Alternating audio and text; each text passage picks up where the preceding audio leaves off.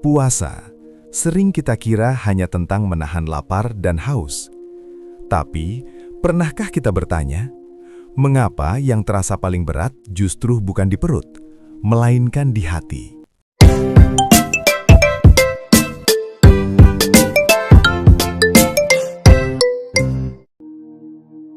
Setiap Ramadan tiba, kita menyiapkan diri untuk satu hal yang paling terlihat, menahan lapar dan haus sejak fajar hingga senja. Kita menghitung jam, menanti azan maghrib, membayangkan air yang menyentuh tenggorokan kering. Seolah-olah disitulah seluruh makna puasa berhenti. Padahal, lapar hanyalah pintu masuk, gerbang kecil menuju perjalanan yang jauh lebih dalam. Di siang hari yang terik, tubuh memang terasa lemah.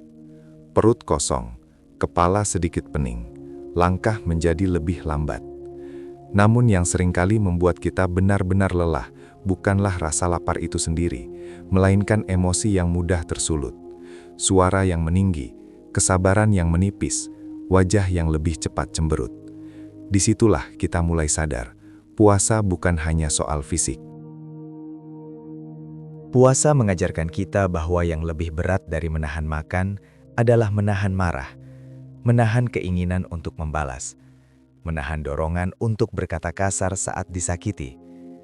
Di titik itu, kita sedang diuji bukan oleh rasa lapar, tetapi oleh ego yang ingin selalu menang. Betapa seringnya kita menyakiti orang lain bukan dengan tangan, tetapi dengan kata-kata. Lisan yang tak dijaga bisa lebih tajam dari pisau. Kalimat yang terucap dalam emosi bisa meninggalkan luka yang tak terlihat, namun membekas lama. Dan puasa datang untuk mengingatkan, diam kadang lebih mulia daripada membalas. Ramadan seperti guru yang lembut. Ia tidak memaksa, tidak berteriak, tidak menghukum secara kasat mata. Ia hanya memberi ruang untuk kita melihat diri sendiri dengan lebih jujur. Saat perut kosong, kita lebih mudah menyadari betapa rapuhnya kesabaran kita. Yang paling sulit dikendalikan ternyata bukan perut, melainkan hati. Hati yang mudah tersinggung, hati yang ingin dipuji, hati yang diam-diam berharap diakui. Puasa mengajak kita menundukkan semua itu, pelan-pelan, hari demi hari. Ketika kita menahan diri untuk tidak membalas komentar yang menyakitkan, disitulah puasa bekerja. Ketika kita memilih tersenyum meski lelah, disitulah puasa berbuah. Ia tidak selalu terlihat orang lain, tetapi terasa di dalam dada, seperti cahaya kecil yang mulai menyala. Ramadan melatih kita bukan untuk menjadi manusia tanpa celah, tetapi menjadi manusia yang lebih sadar. Sadar bahwa kita punya amarah, punya ego, punya kecenderungan melukai tanpa sengaja.